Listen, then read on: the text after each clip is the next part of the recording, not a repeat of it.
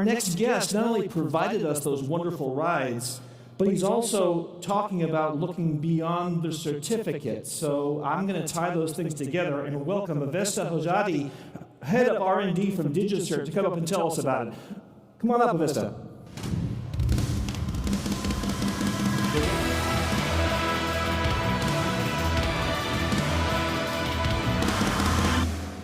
Well, hello everyone. It's great to be here.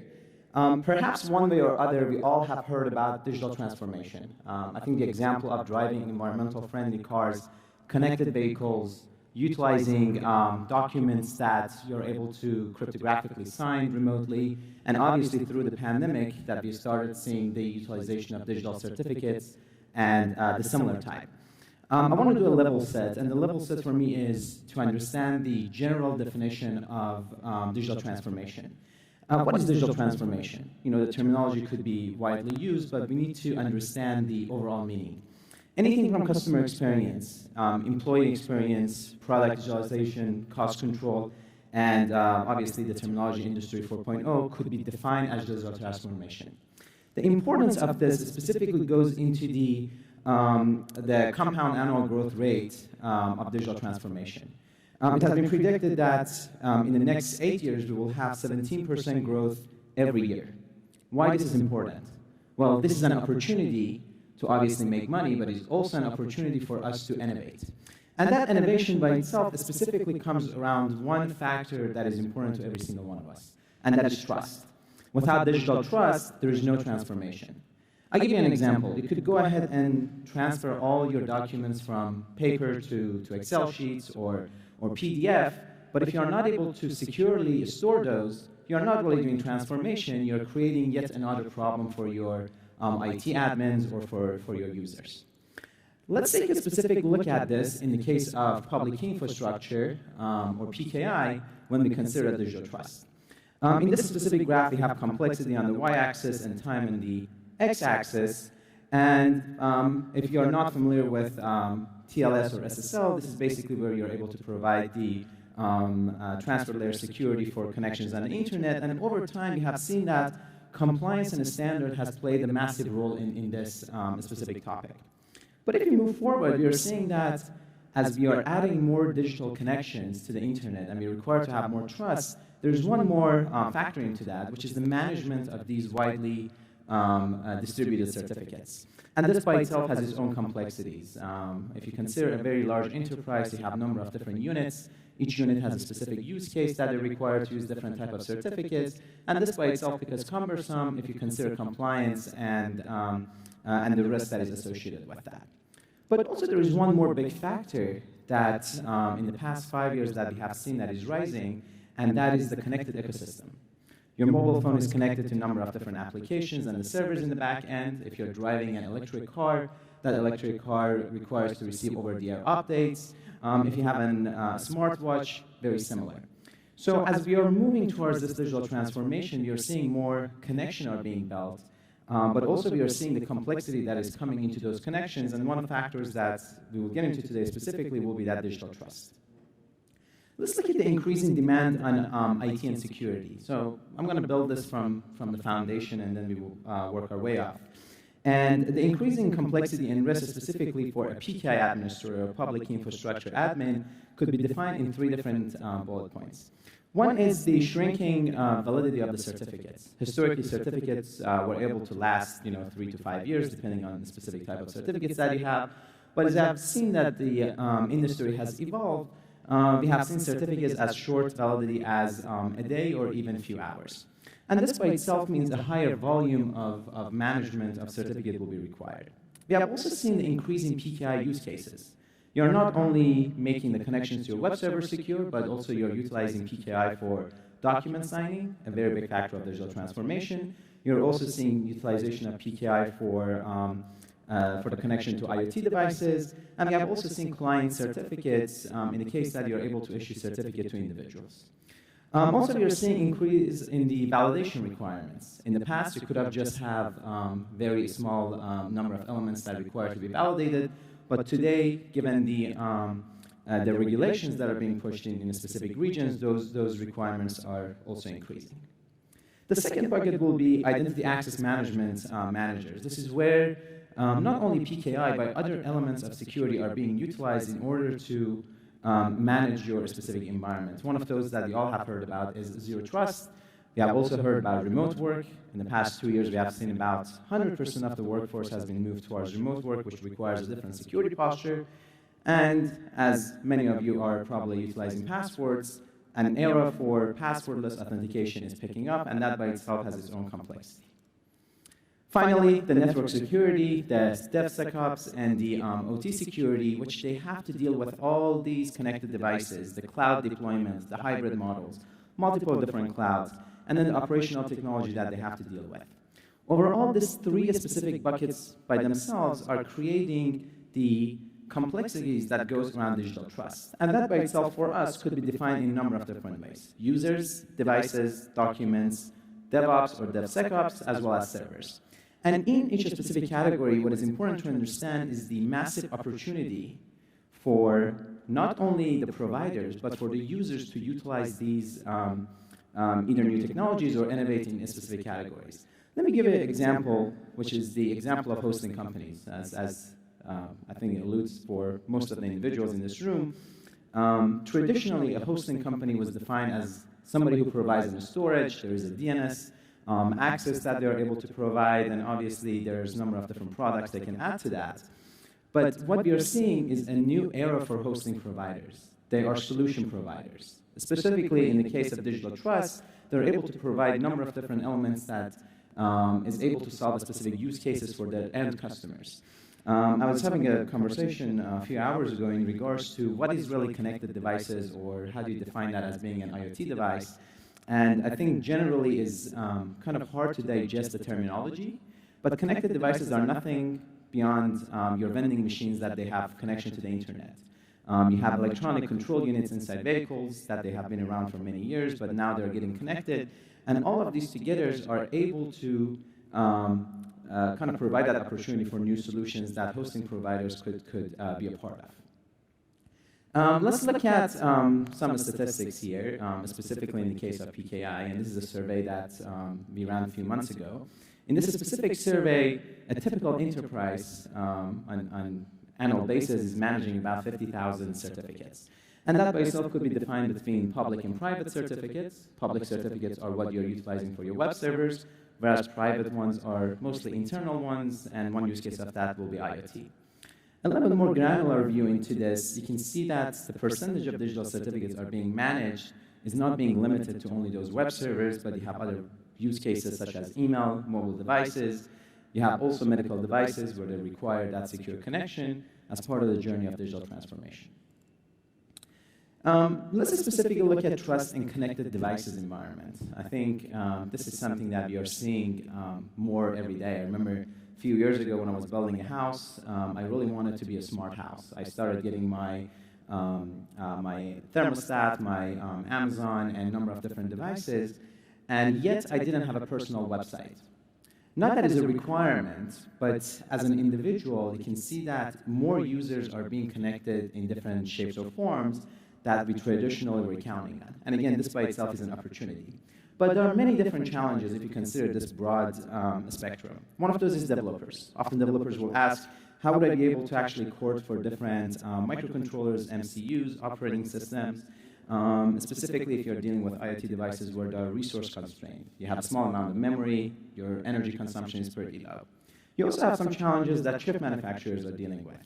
If you're creating this microcontroller, you want to be able to embed security within that microcontroller. One way is to have an additional microcontroller, such as TPMs or Trust Platform Modulars, or you could just go ahead and have a software approach to this. You also have device makers. How do I provision identity into this specific device that is going to last for the next 20 years? And finally, you have the device operators, where they could ask questions such as, how am I able to update the or maintain the security over a specific period of time? To each one of these specific challenges, obviously needs to be either an answer or opportunity. And specifically in the case of developers, they could be developing on a number of different multiple operating systems, which could be a central management, which is able to provide updates to those. To chip manufacturers, you could provide integration of secure elements. This is where you're either utilize secure libraries within that chipset. For device makers, you're able to provision identity within that device. Example is creating the public and private key pair within the device at the time of manufacturing. And finally, for a device operator, you can think about secure communications, such as providing over-the-air update, where is secure and comes from a trusted source.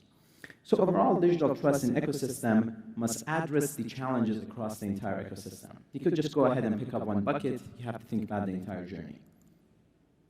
Let's deep a bit deeper into how we are providing this specific lifecycle management. If there's a challenge, if a customer comes to you, it must be a solution. And specifically in the case of PKI, we are dividing this into three distinguished buckets: discover, automate, and monitor. You can't automate what you can't see, therefore discovery becomes an essential part of this. Once you automate, you need to be able to monitor that over time.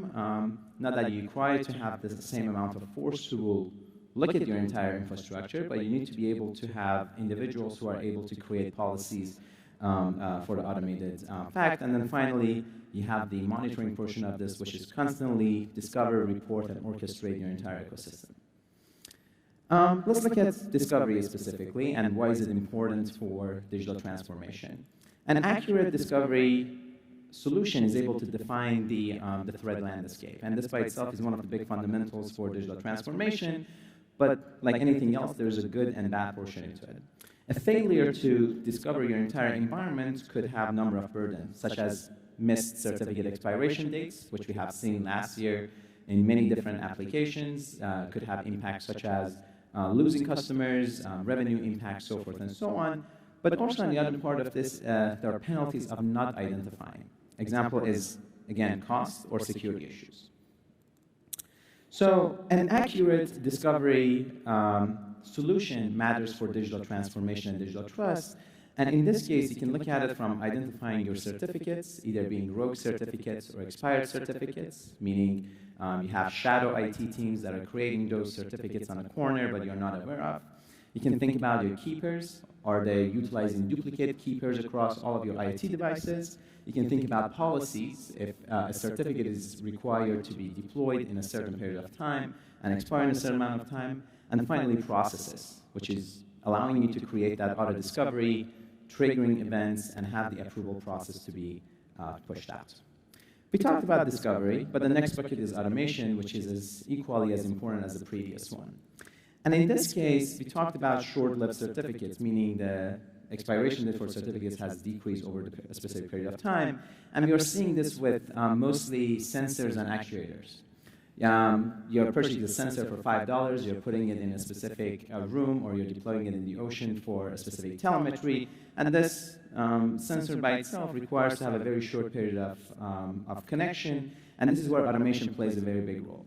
Automation is able to play a role because you're able to not only automate the whole process, but you're able to prevent specific risks that will take place over the long time. One of those will be security issues or compliance issues. So overall, a scalable automation solution matters for digital transformation because the issuance, installation, renewal, monitoring, and discovery of those certs are equally as important as the business case that they are surrounded with.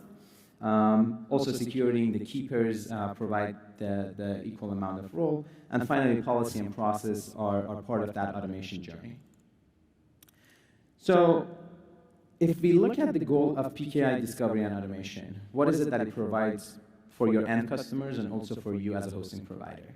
Well, overall, it will improve your security.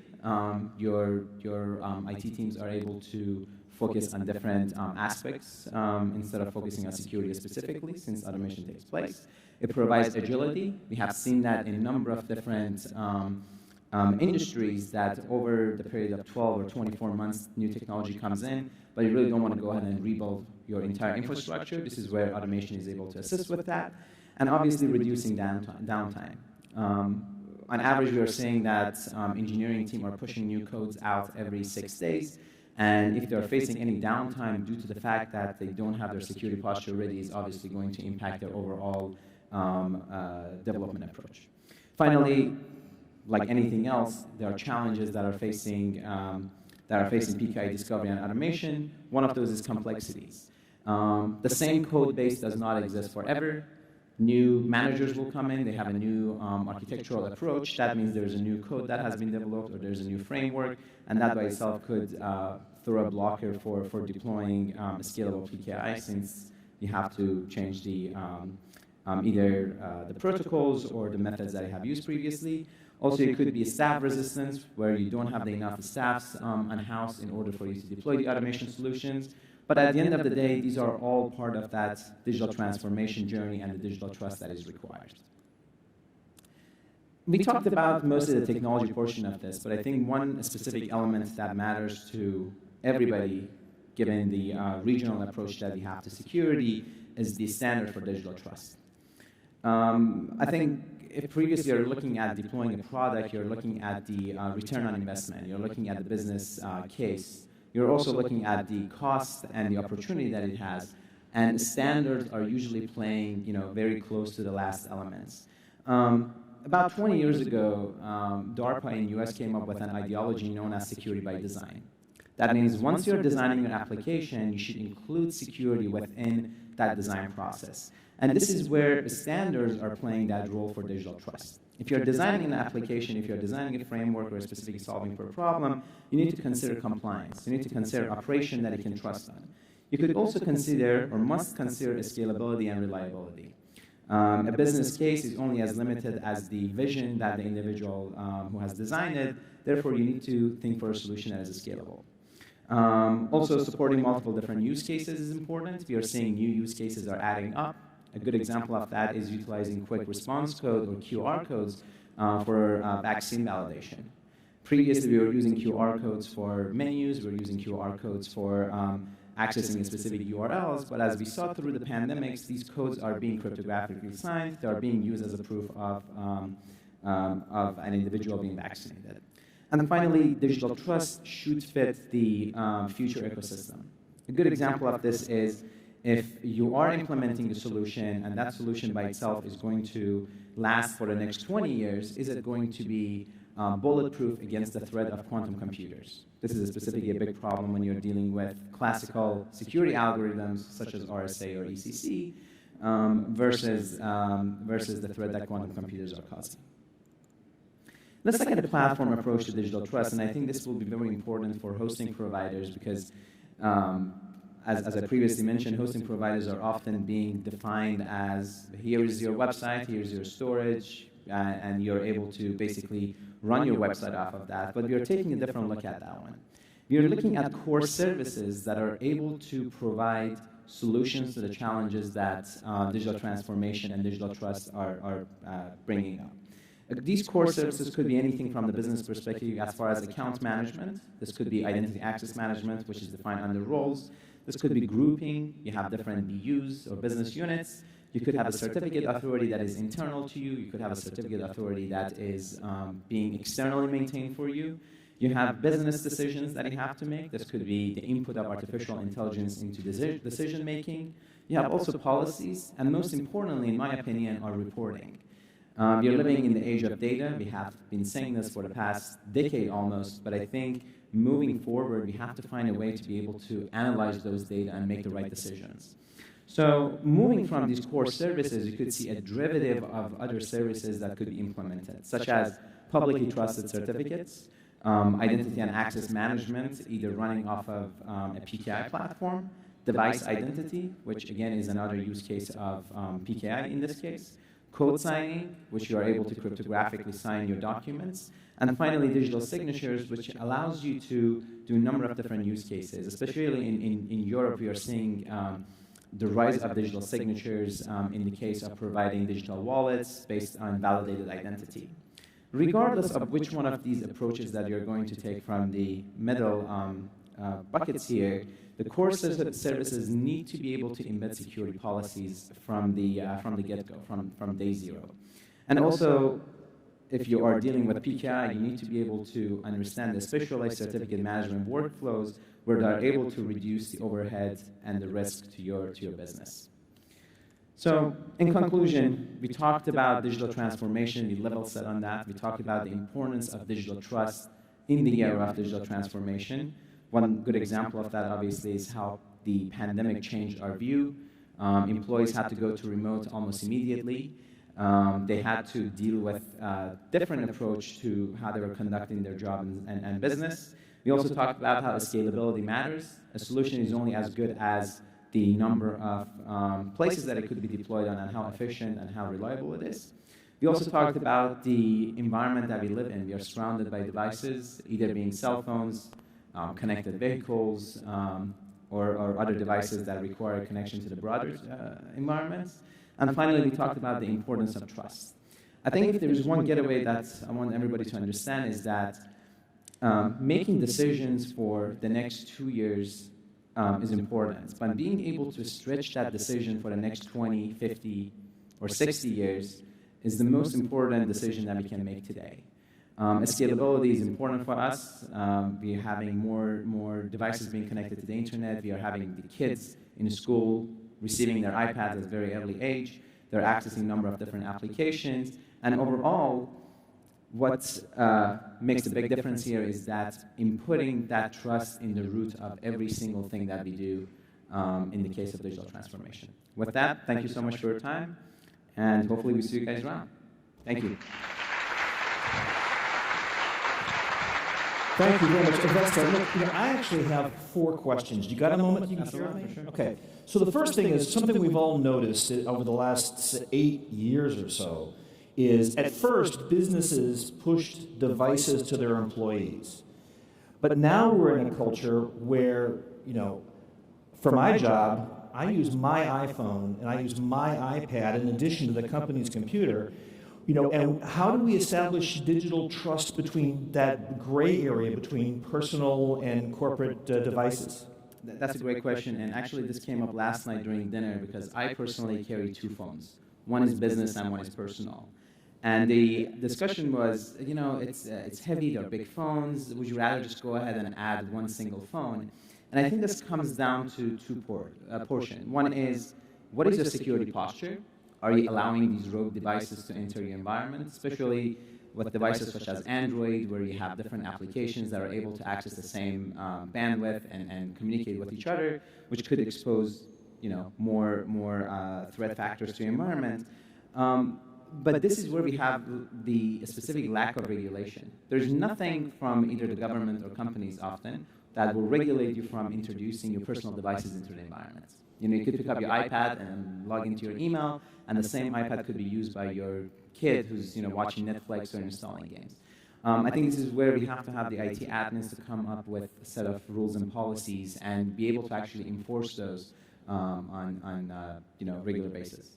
Well, so like in my email client on my phone, I've got my personal email, and then I've got an old email that I've had for literally, I've had this email address for 24 years. I'm not getting rid of it, right?